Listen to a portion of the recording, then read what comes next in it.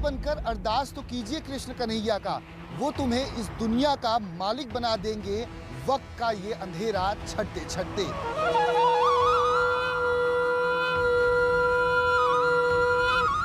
जी हाँ, हम जा रहे हैं नोएडा से मथुरा की तरफ, जहां पर इन दिनों भगवान श्री कृष्ण की याद हर दूसरी राजनीतिक पार्टियों को आ रही है। 5 विधानसभा क्षेत्रों में अगर बात की जाए तो 4 सीटों पर बीजेपी का साल 2017 में कब्जा रहा है, जबकि 1 सीट बीएसपी जीतने में कामयाब रही है। मथुरा हाईवे पर इस वक्त हम मौजूद हैं, जो नोएडा से मथुरा की तरफ जाता है और यहाँ से 54 किलोमीटर दूर पर है मथुरा। हम मथुरा वासियों से बात करेंगे और जानने की कोशिश करेंगे कि आखिर वहाँ का सियासी समीकरण क्या कहता है।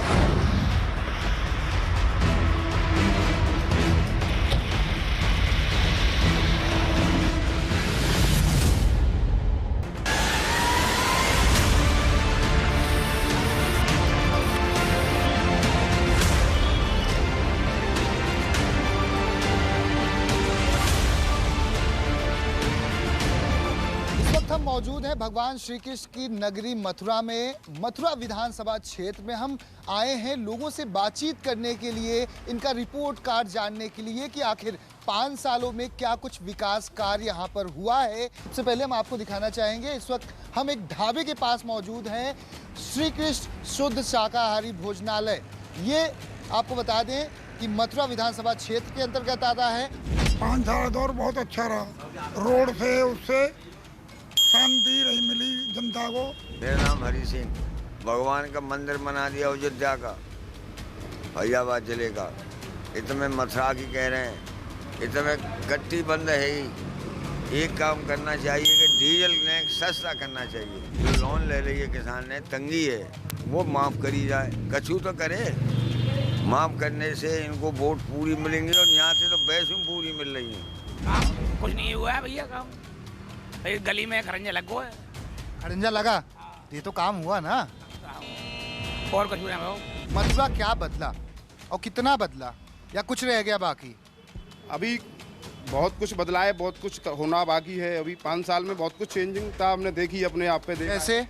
जैसे कि प्रशासन, गुंडागर्दी, पहले का जो माहौल था उसमें परिवर्तन, महिलाएं सुरक्षा और जो भी ये सारे काम हुए हैं, इतना होना अभी हो चुका है। और आगे जो होगा वो अभी सरकार बने उसके बाद पता चले क्या होगा।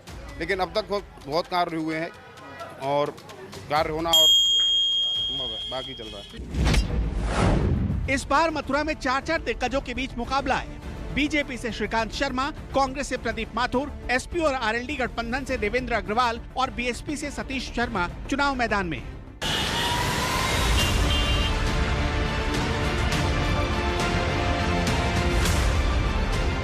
इस वक्त हम मौजूद हैं मथुरा बस स्टॉप पर। ये सरकारी बस स्टैंड है, जहां से अलग अलग इलाकों के लिए बसें जाती हैं। चाहे नोएडा की बात की जाए, चाहे अलीगढ़ की बात की जाए, या फिर अलवर की बात की जाए, हर जगह के लिए यहाँ से बसें जाती हैं। लेकिन इस बस स्टॉप को देखकर आप अंदाज़ा लगा सकते हैं कि आखिर किस तरह से यहाँ पर काम किया गया है इन 5 सालों में। लोगों को बैठने के लिए जगह नहीं है। सामने की तस्वीरों में आप देख सकते हैं किस तरह से महिलाएं, लड़कियां, बच्चे या बुजुर्ग अपने सामान को लेकर इसी तरह से गंदी जो फर्श है वहां पर अपने सामान को रखे हुए हैं और बैठने के लिए मजबूर हैं। आपका शुभ नाम? मैं जेपी भारद्वाज है मेरा नाम। मैं दिल्ली जाने के लिए आया था यहाँ पे, लेकिन यहाँ बस ही नहीं है। बस आएगी 4 बजे, वो भी सिर्फ नोएडा के लिए। यहाँ तो यही कंडीशन है और उत्तर प्रदेश के अंदर तो हर जगह यही हाल है। बस स्टैंडों में है ही नहीं, बैठने की सुविधा तो कहीं भी नहीं। यहाँ पर क्या क्या असुविधा है अगर आप बता सकें? बैठने की कोई व्यवस्था नहीं, पीने का पानी नहीं, कहीं भी पानी नहीं है पीने का। कहीं भी पीने का पानी नहीं। सामने तो लगा हुआ है सुरक्षित पेयजल, बंद पड़ा है वो। ये बंद पड़ा हुआ है। कभी ऑटो का किसी यात्री को पानी पीना है, कोई नल की व्यवस्था नहीं। ये पेयजल में आपको यहाँ पर ताला नज़र आ जाएगा। इससे आप अंदाज़ा लगा सकते हैं कि यहाँ पर कितना काम हुआ है। सीधे यहाँ का रोड तलक पानी तलक तो अच्छा नहीं है, पीने तक का पंबन नहीं हो रहा है। पानी बिल्कुल बेकार है। सुविधा क्या है? कोई सुविधा नहीं नजर आ रही। स्टैंड पूरा गड्ढे में दिख रहा है, पूरी मिट्टी मिट्टी हो रही है। पानी को में लेने जाओ तो सब मिट्टी में सन जाए पैर। लेकिन यहाँ हम रुके थे इतनी बदबू आ रही थी, गंदगी है, ऐसे गंदगी क्यों? इतने अच्छे शहर में इतनी गंदगी होना चाहिए? नहीं होना चाहिए ना, तो ये साफ सफाई क्यों नहीं होती है?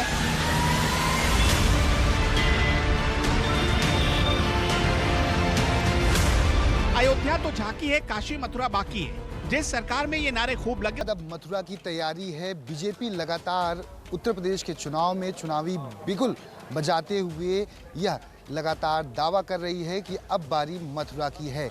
इस वक्त हम मौजूद हैं श्री कृष्ण जन्मस्थली पर और यहाँ पर मथुरा में हम तमाम जो यहाँ के दुकानदार हैं, व्यापारी हैं, उनसे बात करेंगे। मेरा नाम अंकुर गोयल। अंकुर जी, ये बताइए, आपकी दुकान है, बड़ी प्यारी सजाई है आपने जी। जिस तरह से दुकान सजी हुई है उस तरह से क्या मथुरा भी सज चुका है? पूरी तरह से सज चुका है। आपने यहाँ जन्माष्टमी देखी होगी। मैं तो कहूँगा 5 साल पहले कभी जन्माष्टमी हुई नहीं थी मथुरा में। होने को तो बहुत पहले से होती आ रही है, लेकिन इतनी सजी धजी जन्माष्टमी कभी मथुरा में नहीं हुई थी।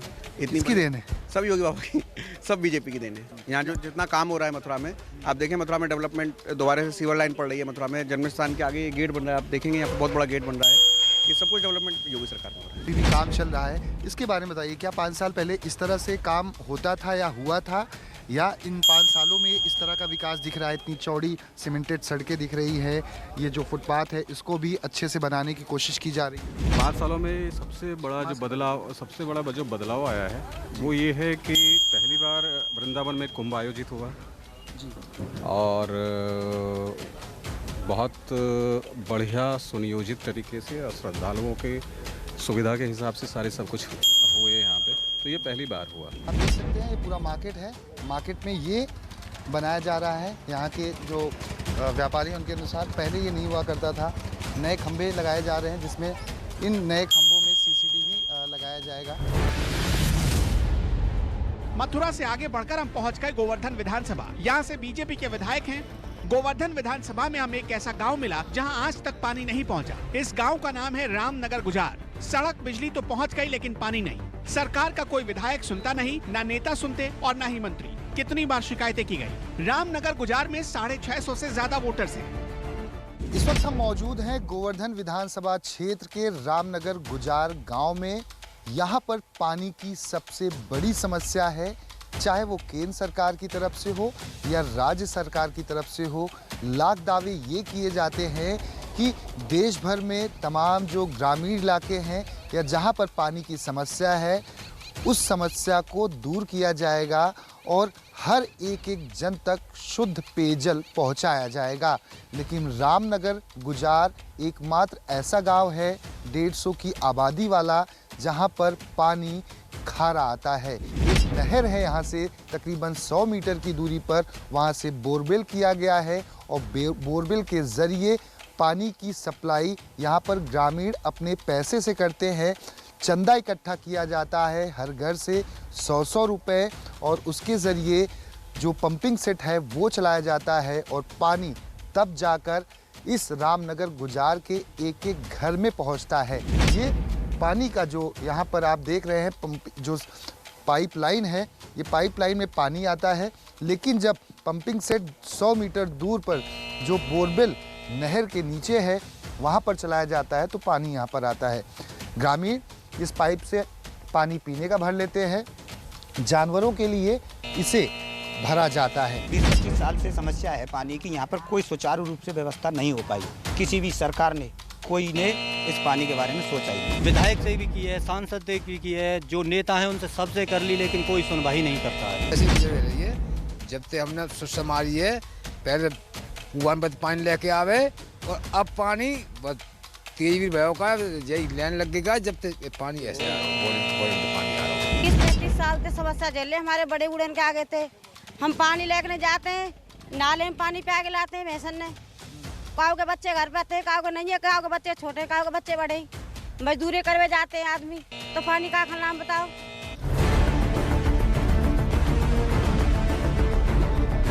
हम गांव में मौजूद हैं, ग्रामीण हमें लेकर आए हैं कुएं के पास जहां से खारा पानी लोग लेकर जाते हैं, कपड़े धोने के लिए इस्तेमाल करते हैं। कुछ पाइप आपको नज़र आ जाएगी, ये पाइपलाइन जो गई है, कुछ ग्रामीण जिनके पास पैसे हैं उन्होंने आरओ फिल्टर लगवाया हुआ है और इस पानी का इस्तेमाल वो आरओ फिल्टर में पहले डालते हैं, उसके बाद फिर आरओ फिल्टर से पानी थोड़ा सा जो खारा है वो ठीक हो जाता है, उसके बाद इस्तेमाल करते हैं। मथुरा शहर से तकरीबन 10 किलोमीटर की दूरी पर है रामनगर गुजार गांव, जहां पर पानी की सबसे बड़ी समस्या है। यहां पर सड़कें तो पक्की हैं, बिजली के खंभे भी हैं और बिजली भी यहां पर अच्छी ठीक ठाक आती है, लेकिन गांव में पानी खारा आता है। गांव वालों को नहर की बोरिंग पर निर्भर रहना पड़ता है, जिसके ज़रिए ये पानी हर दिन पी पाते हैं। जैसे कि ये पंपिंग सेट चल रहा है, बोरवेल यहाँ पर किया गया है। नहर का जो पानी है उस पानी को यहाँ से खींचा जाता है और उसके बाद यहाँ से इस पाइपलाइन के ज़रिए पानी को गांव में पहुँचाया जाता है। गोवर्धन विधानसभा में बीजेपी से ठाकुर मेघश्याम सिंह, आरएलडी और एसपी गठबंधन से प्रीतम सिंह, बीएसपी से राजकुमार रावत और कांग्रेस से दीपक चौधरी चुनाव मैदान में। इसी गोवर्धन में एक गांव है जचौंदा, जहां आवारा पशुओं की वजह से किसानों को बड़ी मुसीबतों का सामना करना पड़ रहा है। ठंड भरी मौसम में जब बारिश भी हो रही है, ठंड ज़्यादा है, कोहरा भी होता है और ग्रामीण इसमें रहते हैं क्योंकि वो अपने खेतों की सुरक्षा कर सके। ये तमाम जो खेत देख रहे हैं, यहाँ पर जो आवारा जानवर हैं, जो जानवरों को ग्रामीण छोड़ देते हैं, वो इनके खेतों को नुकसान पहुंचाते हैं। ये गाय आती है साहब, कम से कम 150 उनके लिए रहते हैं। यहाँ पर नहीं रहते हैं तो गाय सब गेहूँ को, लाए को, सरसों को सब खत्म कर देती है। यहाँ गाय आती हैं जचौंदा से और उनकी रखवाली करनी है। क्या लगाए थे? गेहूँ खराब हो गया? खराब हो गया, फिर खटका भी लगाया, उसका भी कोई रोकथाम नहीं है। काटा लोहे वाला, उसका भी कोई फायदा नहीं हुआ। कहाँ रोकेंगी सर जी, अब 150 गाय आएंगी, उनके पीछे लट पड़ेंगे तो कूदेंगी वो तो।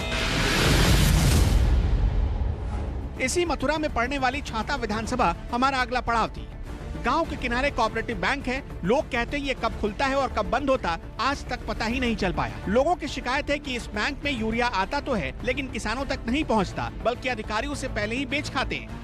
इस वक्त हम मौजूद हैं छाता विधानसभा के बरनाकला गांव में, कोऑपरेटिव बैंक के अंदर हम मौजूद हैं, उसके प्रांगण में। यहाँ के ग्रामीण बैंक की हालत काफ़ी खराब है। दरवाजे जो गेट है वो टूटे हुए हैं, आपको यहाँ पर नजर आ जाएंगे। ये सारी एकदम खराब है ये बैंक की हालत। हाँ, खात बत्ती नहीं है यहाँ पर, बैंक खुलती नहीं है। ये बैंक तो है ना, मतलब अधिकारी तो आते होंगे ना, हफ्ते में 1 दिन 2 दिन 3 दिन? कोई नहीं आता। हाँ। कोई नहीं आता। हाँ। और ताला लगातार दरवाजे को देखिए कैसे टूटे पड़े। हाँ।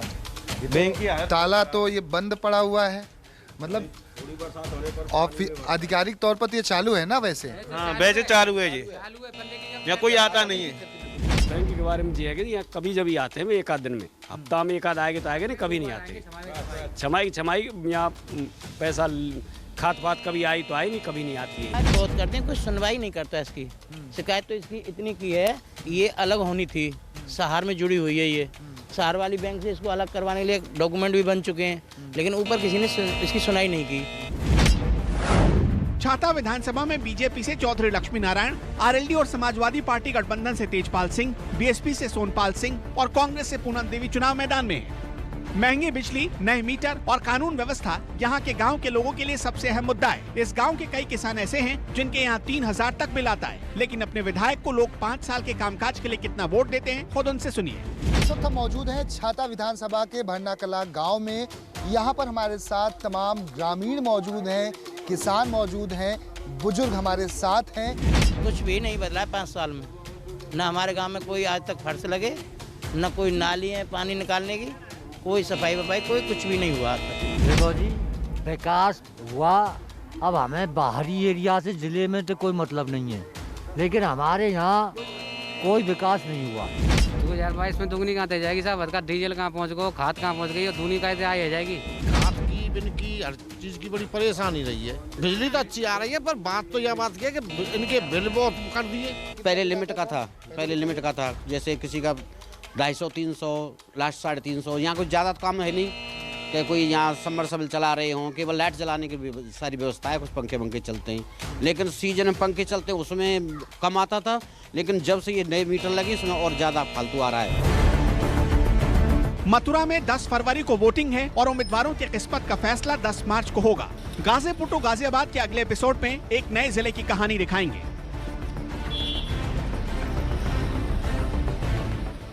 नमस्कार, मैं हूं मानक गुप्ता।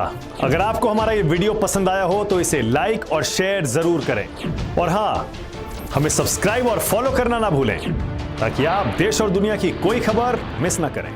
चाहे कोई ब्रेकिंग न्यूज हो या कोरोना वायरस से जुड़ी कोई भी अपडेट, पॉलिटिक्स हो या आपकी जेब से जुड़ी कोई खबर, इलेक्शन की कोई न्यूज हो, कोई कंट्रोवर्सी हो या फिर कोई वायरल वीडियो, सब कुछ मिलेगा न्यूज़ 24 पर। तो जुड़े रहिए हमारे साथ और देखते रहिए न्यूज़ 24।